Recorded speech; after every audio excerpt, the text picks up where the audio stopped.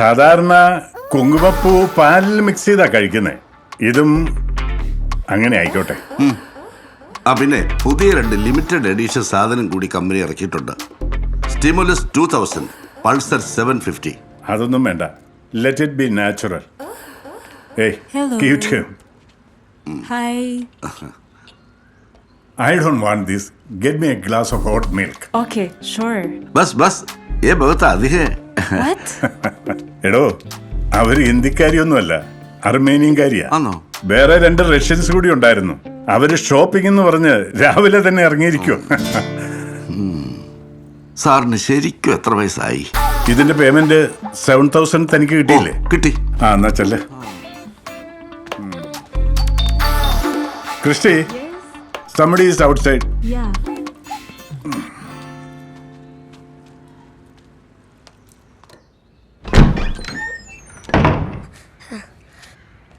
ദാമോദരൻ മാമൻ ഉണ്ടോ? Who? ദാമോദരൻ മാമൻ, Damodaran uncle. Uncle? You mean Daman? Yes, he's our uncle. Oh, he looks so cute. Christy. Okay, come in. Hello. അല്ല, ഈ പാവത്തിന്റെ കുടിലേക്ക് വരാനുള്ള വഴിയൊക്കെ അറിയാമോ മരുമോനെ? അല്ല, ഇപ്പൊ ഇങ്ങോട്ട് വന്നതിന്റെ ഉദ്ദേശം?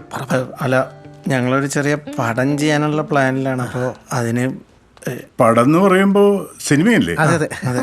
നീയൊക്കെ സിനിമ ചെയ്യാൻ മാത്രം ആയോ? ഓ, മനസ്സിലായി. അപ്പൊ നിങ്ങൾക്ക് ഒരു പ്രൊഡ്യൂസറെ വേണം. കറക്റ്റ്, ഞങ്ങൾ മനസ്സിൽ അതേ കാര്യം അല്ലേ?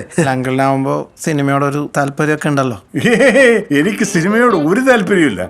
ഞാൻ അവസാനമായിട്ട് കണ്ടു എന്ന് പറയുന്ന സിനിമ ബാഹുബലി എന്നോ അങ്ങനെ ഏതാണ്ടൊന്നോ. അങ്കിളെ ഇത് ബാഹുബലിനെക്കാളും പൊളിക്കും. എന്താ എന്നെ ഇവനല്ലേ ഡയറക്റ്റ് ചെയ്യണേ? പഴയ ആൽബം കേസ്. എനിക്ക് വലിയ താല്പര്യമൊന്നും ഉണ്ടായിട്ടില്ല. ഏതായാലും നിങ്ങൾ ഇവിടം വരെ വന്നതല്ലേ, ഒരു കാര്യം ചെയ്യ്. ആ രശ്മിക മന്ദാനെ ഹീറോയിനായിട്ട് ബുക്ക് ചെയ്ത് അതിന് 10 ലക്ഷമോ 10 കോടിയോ എത്ര വേണേലും ഞാൻ ഇൻവെസ്റ്റ് ചെയ്യും. അതെന്തായാലും ഫിക്സ് ചെയ്യാം. ഇതൊരു ചെറിയ പടമാണ്, കുട്ടികൾ മാത്രമേ ഉള്ളൂ. എന്നാ ഒരു കാര്യം ചെയ്യ്, ജാൻവി കപൂറിന്റെ ബുക്ക് ചെയ്യ്. നല്ല പളങ്ക് പോലെയുള്ള കുട്ടിയല്ലേ? എന്നാ കുട്ടീനെ ഫിക്സ് ചെയ്യാം. ഓ, പറഞ്ഞത് ഫീൽ ചെയ്തോ? എന്നാ മരുമകനൊരു കാര്യം ചെയ്യ്, സ്വന്തമായിട്ടൊരു പടം പിടിച്ച് അച്ഛൻ ഉണ്ടാക്കി വെച്ച സ്വത്തിന്റെ ബാക്കിയോടെ നശിപ്പിക്കേ. സിനിമ പിടിക്കാൻ മാമാ, നിനക്കിപ്പോ സന്തോഷമായോ? എടാ, അങ്കിൾ അപ്പുറത്ത് ദേഷ്യത്തിൽ പറഞ്ഞായിരിക്കും. നീ മിണ്ടരുത്, നീയും കൂടി ചേർന്നിട്ടാ.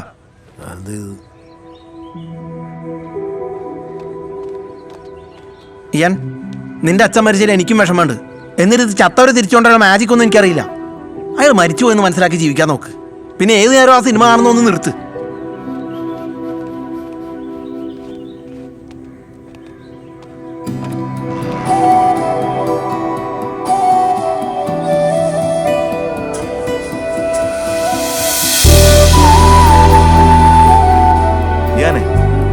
തണുക്കുന്നുണ്ടോടാ?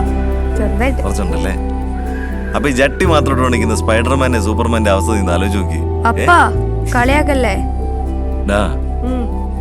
മോനെ, ഈ സൂപ്പർമാനും സ്പൈഡർമാനും ഒന്നേ കാർട്ടൂൺ ക്യാരക്ടേഴ്സ് അല്ല, നമ്മളെപ്പോലെ റിയൽ മനുഷ്യരാണെന്ന് വിചാരിക്കും.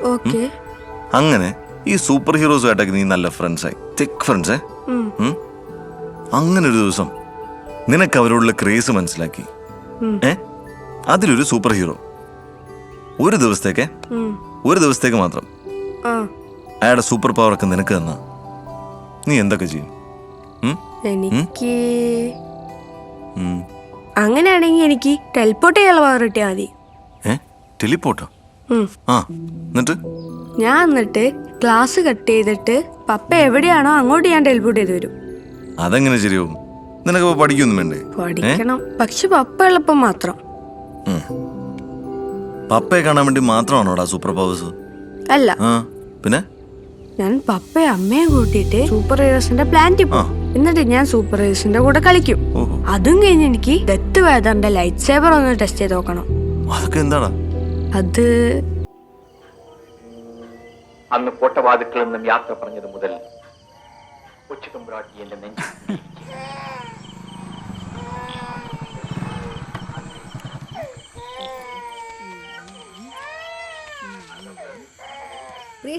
നിക്കടാ അവിടെ.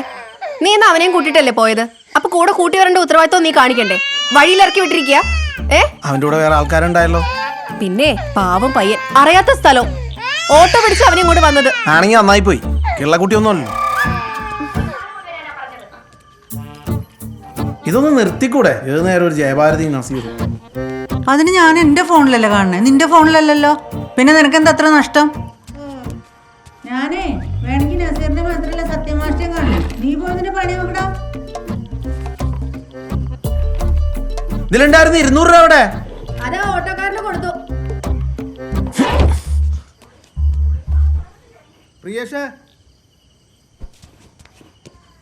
എടാ നിന്നോടല്ലേ ഞാൻ പിന്നാലെ വരരുതെന്ന് പറഞ്ഞത്? ആ എടാ നിന്റെ സ്റ്റെല്ല ചേച്ചി കാണണോന്ന് പറഞ്ഞിട്ടുണ്ട്. എടാ ഇയാന്റെ അമ്മ, നീ എന്നാലും അവനോട് അങ്ങനെ പറഞ്ഞത് കുറച്ച് മോശമായി പോയിട്ടാ. ഞാൻ അതിനൊന്നും പറഞ്ഞില്ലല്ലോ.